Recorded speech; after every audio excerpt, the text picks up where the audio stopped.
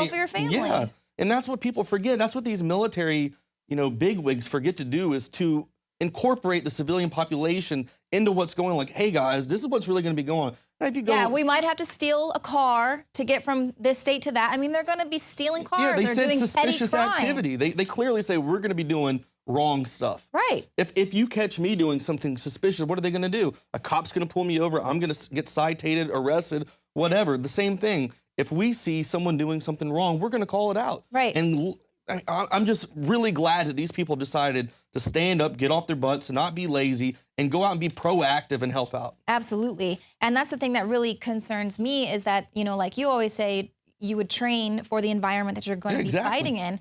And so if they're just training to go fight, in Afghanistan or Iraq or, someplace where the people that live there are expecting military presence, they're expecting a war. It's almost like they're training to fight somewhere that they're going to just do some sort of a surprise attack, or be like, somewhere where the citizens of whatever country or nation aren't ready for a military invasion. That's what's frightening to me about this, because why would they be training in rural America? It's disappointing when you swear an oath to defend your country. You watch good people die. You almost die yourself. You live in the suck, is what we called it. Where it's just horrible day in and day out. And all you do is you just hope and pray every day that you make it out alive so you can come back home. And to come back home and to find out everything you fought for and your friends died for has just been thrown the hell away because a bunch of politicians and a bunch of pricks at Pentagon want to go around and just do some corrupt garbage. Right. And we've been really lucky here in this country because we haven't had a military presence. We haven't had constant helicopters in the sky patrolling us and men with guns and things like that constantly in our awareness. I know they tried doing that here in Austin several years ago. We were seeing more guys walking around in fatigues with guns just randomly. And we, put a call out for that, saying that's crazy. But I feel like it is. It's something that is trying to acclimate the population, the citizens of this country, to be comfortable with troops on the ground here, a standing army presence. And of course, when martial law, if something like that were to ever happen, it's preparing people for that. But the proof is in the pudding. When you actually get veterans coming out and going, wow, this is something. Right. This is when you know it's not BS. Right. If every veteran I knew told me that, hey man, you're crazy, this is not, I'm not getting that feedback from any veteran I know, from the Army, from the Navy, from the Air Force, everywhere. I know people all over the world. Oh, well, your one stationed. friend said, "Oh, it's a psyop." Well, but he also admitted there's way more to this operation than we are noticing at this point in time. Wow. So who knows what that means? But still, though, he wasn't denying it. He was just saying, "Hey, leave it alone. He's still in." That's the way he's looking at it. I mean, I'm not defending him in any way, but at the same time, these guys are awake to what's going on. If they jump up to this like they are doing now with this counter operation, that lets you know that what we're talking about, the passion we have behind this, the reason that we're looking at this and saying, hey, there's a problem going on, that's how you know it's legit, when all these guys are like, and I have a lot of faith in our military, because just what you said, and also you guys recall the hashtag I Didn't Join campaign, when people said, I didn't join the military to go be the Air Force for Al-Qaeda.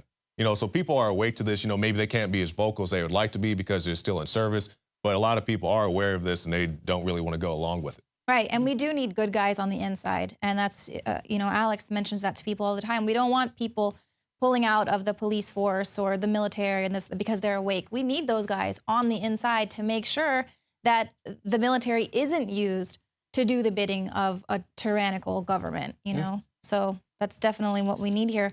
Now, if any of our viewers are there in Richmond, California tomorrow, and you get some footage of this training exercise going on, please send it in to jadehelm@infowars.com. If you want your footage credited, that's great as well. And hopefully we can get it up for the Sunday show and report on it next week.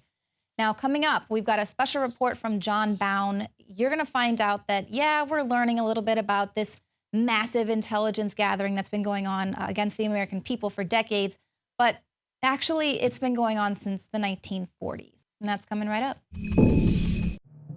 My name is Alex Jones. Most of you know me from my syndicated radio program and my documentary films, as well as INFOWARS Nightly News. When I got on air 20 years ago, I had discovered the globalist program, their plan to take over the world, and my focus went from running 6 miles every other day, swimming 2-3 miles a couple times a week, and lifting weights, to focusing on fighting the globalists. I've gone from 279 pounds all the way down to 235 pounds, and the weight's going off even faster. Super Male Vitality, Survival Shield X2 Nascent Iodine, and Oxy Powder. Those 3 products of the entire family of InfoWarsLife.com products are the most important from my own personal experience.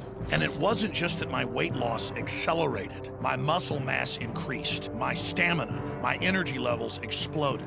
Now is the time to take action. Start your journey today with the Alex Challenge Pack. It's the trifecta of change. Secure yours today and get free shipping for a limited time at InfoWarsLife.com or 888-253-3139.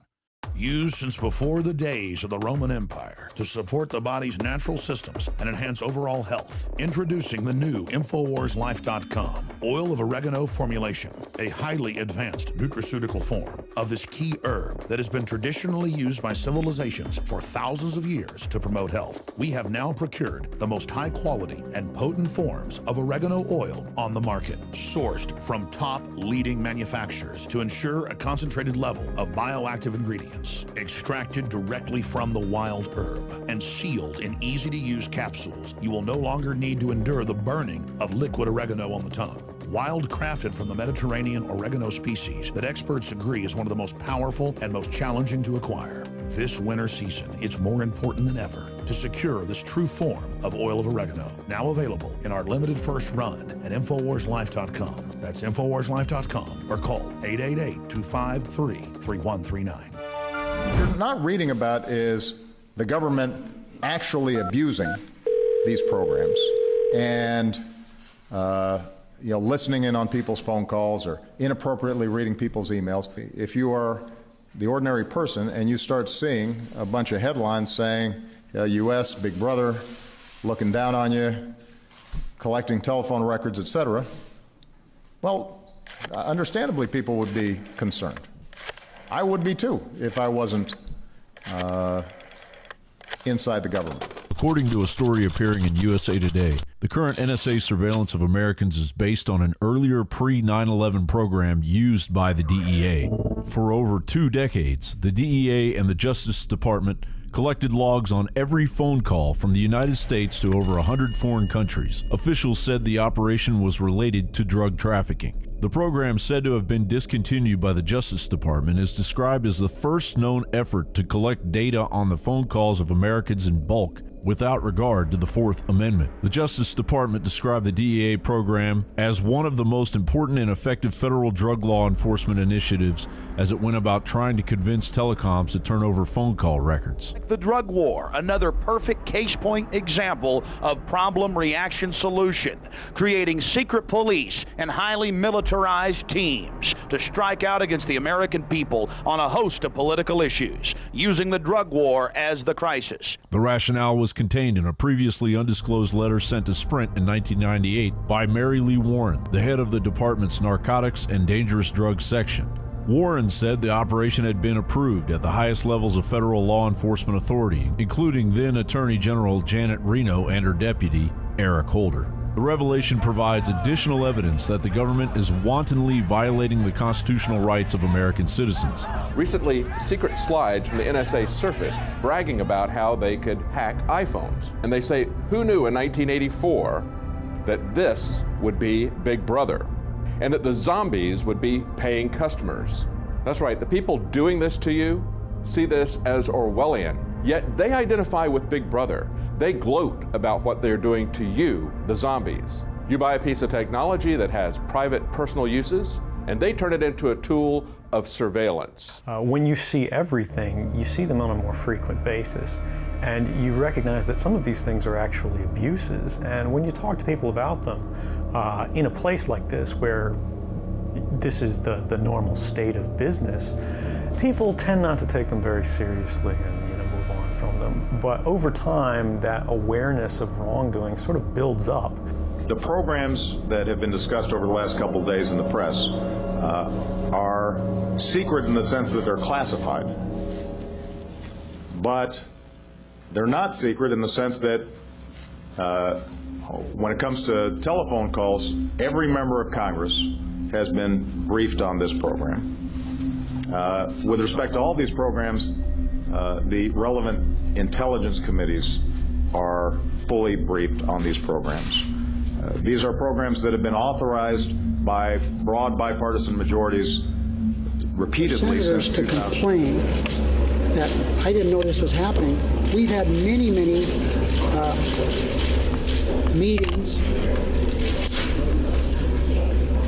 that have been both classified and unclassified. Massive intelligence gathering aimed at the American people began at the end of the Second World War with the establishment of the national security state. The National Security Act of 1947 established the Department of Defense, the National Security Council, and the Central Intelligence Agency. In addition to the U.S. Army working with the country's three major telegraph companies, ITT World International, RCA Global, and Western Union, to monitor all telegrams moving in and out of the United States, the FBI began a massive surveillance program targeting dissidents and activists considered a threat to the establishment. COINTELPRO also included efforts to destroy the reputations of targeted individuals and other dirty tricks, allegedly also including violence and assassination. We are now entering the NSA back. We're going to go into the military establishment, but we couldn't resist.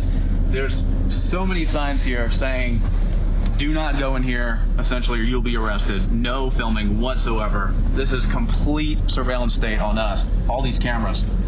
Yet, we're not allowed to even film with an iPhone. They are staring at us like we're some type of goblins or something. I need you to turn your cameras up. Yeah, listen, they're calling in their buddies. They're about to confiscate all of our cameras right now.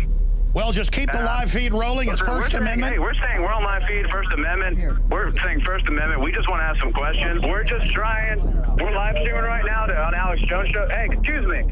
Hey, he got the live feed. These guys love to scare Americans. They love to try to intimidate everybody. They're taking the cameras. They're taking the cameras right now. There you go. National incident. You can't pull up in a parking lot in America. We'll go. Okay.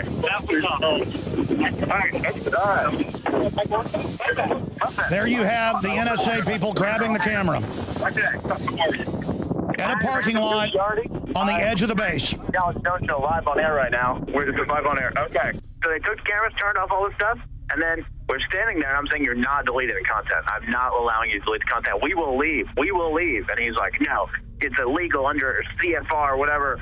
And we called you live on air, and you looked it up. It's not even what it says at all. They have no idea. It's not even the right one you referenced, and he has no idea. So we just kept saying, that's not even true. You're lying to us. You're not telling us the truth. It's completely fake. And he was like, no, it's not. I know the law. I'm a lieutenant of the NSA. I said, are you going to arrest me if I don't give your ID? He's like, maybe. And then he's like, I got a dog. And I'm like, it was really almost funny. It's really almost funny how pathetic it was. In a study of the NSA, historian Thomas Johnson noted that the agency engaged in widespread wiretapping and watch list operations, and it seemed to understand were disreputable, if not outright illegal and unconstitutional. So what do you guys think about the NSA spying program? No comment. I have no comment whatsoever. So are you cool with it, or? I'm kind of indifferent about it. You're indifferent, but it's illegal. Okay. NSA? I have no clue. No idea about anything that's going on. The National Security Agency is spying on all your telephone calls, your emails, your tweets, your Facebook. Decades before 9/11 and the subsequent Bush order that directed the NSA to eavesdrop on every phone call, email message, and who knows what else going into or out of the United States, U.S. citizens included, they did the same thing with telegrams. And anyone who thinks this is new legal and technological terrain should read up on that program, writes security analyst Bruce Schneier. Louis Tordella, the deputy director of the agency from the late 50s until 1974, told congressional investigator L. Britt Snyder, whatever they did it out of patriotic reasons. They had presumed NSA wanted the tapes to look for foreign intelligence. The USA Today report and the corporate media in general have failed to note that massive government surveillance of the American people predates September 11, 2001, and has been a prominent feature of the national security state since its establishment by President Harry Truman in 1947. The president is trying to take some steps to make the American people more comfortable about what it is we're doing.